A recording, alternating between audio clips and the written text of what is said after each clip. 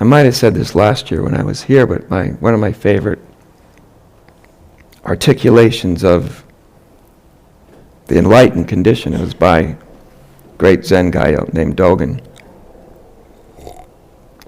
And he talked about it as to know yourself is to forget yourself, and to forget yourself is to be enlightened by the 10,000 things. Now there's an articulation. To know yourself is to forget yourself. Well, we're right back in Merton's territory, right? To know yourself is to forget yourself. That's weird. I thought when I knew myself, I knew myself. And now I got this Buddhist hotshot saying, no, I'm afraid you got it all wrong, kid.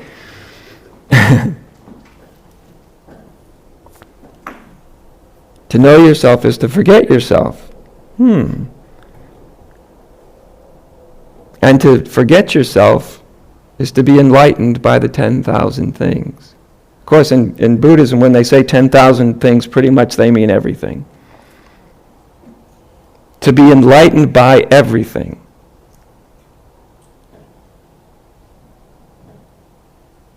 Now, it's a great articulation because anybody that's experienced that will know immediately what he's talking about. And that's the neat thing about somebody who's been there and done that and articulated it well, is because anybody else that find themselves stumbling into a similar territory will all of a sudden know what sometimes seems like completely baffling statements, like to know yourself is to forget yourself, and to forget yourself is to be enlightened by the 10,000 things. I mean, nothing seems more convoluted than that, really, from a conventional point of view. But if you've experienced even anything remotely like that, you'll kind of go, yeah, that's actually a really, really good way of putting it. To forget yourself, of course, doesn't just mean like a slip of bad memory. Of course, right? It really means more to let go. And to let go really means to see through. Because, you hear about letting go all the time. You just, let go of your ego, let go, and that doesn't work that way. It's a nice try, but it just doesn't tend to work out that way. When somebody points out, oh, you see that thing, that ego you're holding on to as if your whole life depended on it? It's just it's a false conglomeration of nonsense. Can you see that? And if they can, you're right. Okay, now the letting go becomes easy. The letting go often starts to just be spontaneous, right? Then there's almost not even a question of letting it go, because you've seen it deeply enough. So this is one of the tricks of meditation, is to be committed to the basic commitments of meditation, to sit still, to be quiet, to not willfully and purposely be adding to your internal dialogue, right? Not that you can stop it, but you can stop adding to it, willfully adding to it. And there's a few others, but the sort of basic commitments of meditation. And these basic commitments of meditation, when they're carried out, but where you're still deeply looking at the nature of your experience, because that's the trick. That's what people lose. I've seen people that can be incredible meditators. People can go into nirvikalpa samadhi at a drop of a hat. And it's nice at the moment they're in that really absorbed state. But as soon as they pop out of it, they were as confused and ignorant as they were before they went into it. Because if we don't actually look around at what's actually going on, we can miss some of the most vital insights there are to have. And in many ways, insight is the name of the game. You can't force an insight upon yourself, but you can start to take away some of what the legs that hold up the conceptual table, you know. You can start to remove the underpinnings of it. You can set the stage for insight. You can't make it happen. It's kind of like awakening itself. You can set the stage, but you can't force it to happen. But setting the stage can really be a useful thing to do. So, just come back, and then I want to open it up for questions, because I'd love to know what's on your guys' mind. Just coming back to ground us in this, at least to my mind, was this wonderful quote of Merton's. And just to notice there's a known self. Or maybe there isn't. The known self can pretty much disappear, but there's a known self. And then there's something that's unknown, whatever you want to call that.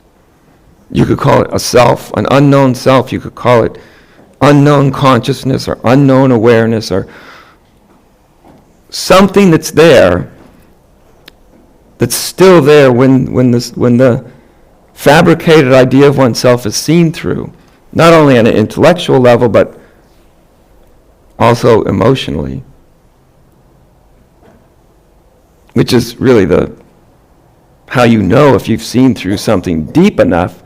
You can see through it cognitively, even with kind of insight, but if it fails to release emotionally, that generally means that we haven't seen it quite as clearly as we could see it. It's not quite that simple, but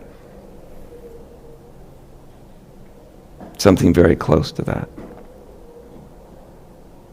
So as everybody that's sitting in this room, you may have a known self, an idea of yourself, vague idea. I mean, most people don't think about this, right? They just have a vague sort of feeling, sense, idea of themselves that's constantly changing. And mostly what they have is competing selves. You ever notice? There's not just one. They're legion. They're many. Right? They're many and they're competing. Right? Some of them are like the good and some of them are crappy and there are all these different selves that you got going. You can have a really spiritual part of yourself and then a terribly indulgent part of yourself. And, they're competing for territory. That's part of the conflict. That's the conflict that you feel inherent within it, is because it's not agreeing. It's not a coherent thing. It's many, many, many voices, many, many images, many memories, and all the rest. And at the same time, if you care to notice, that there's something that's deeper than that. Now, if you just let it be unknown in the sense of you're not trying to figure it out, you just start with sort of a intuition, like there's something to me that's deeper than everything that I can even talk to myself about.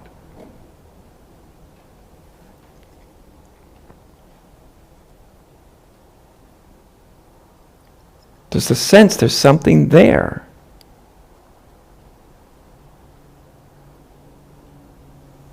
Even when my mind goes totally quiet, there's something there. And whatever is there is, by orders of magnitude, more real than the self we construct in our minds. To the many selves that get constructed in the mind.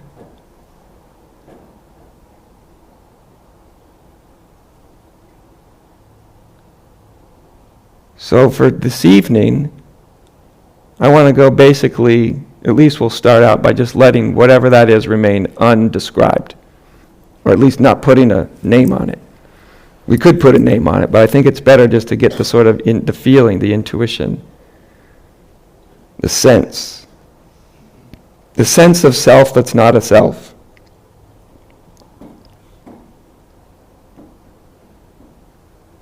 Because it's that sort of intuitive sense that is sort of one of the most powerful keys in our entire experience.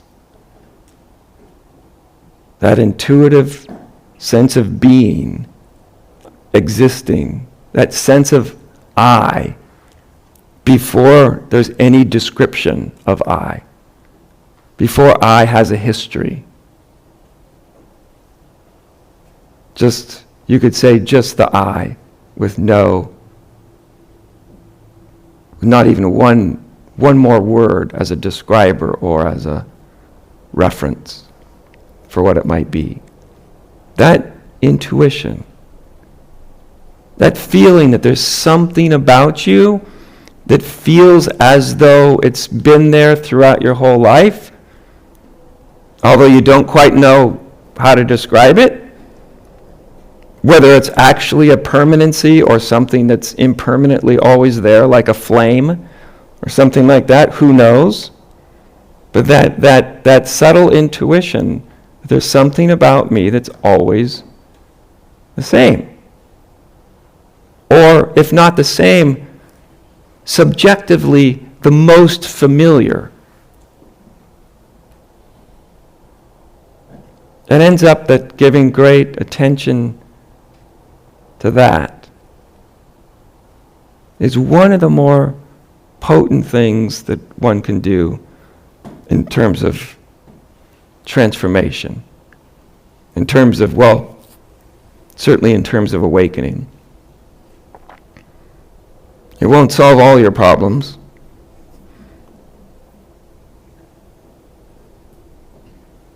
but it can begin to uproot the most fundamental of them all.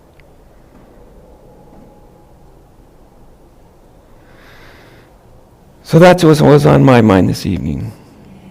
Let's see what's on your mind. If anybody has any question or anything. Yeah, do you want to come on up, my friend? I think the mic's over here.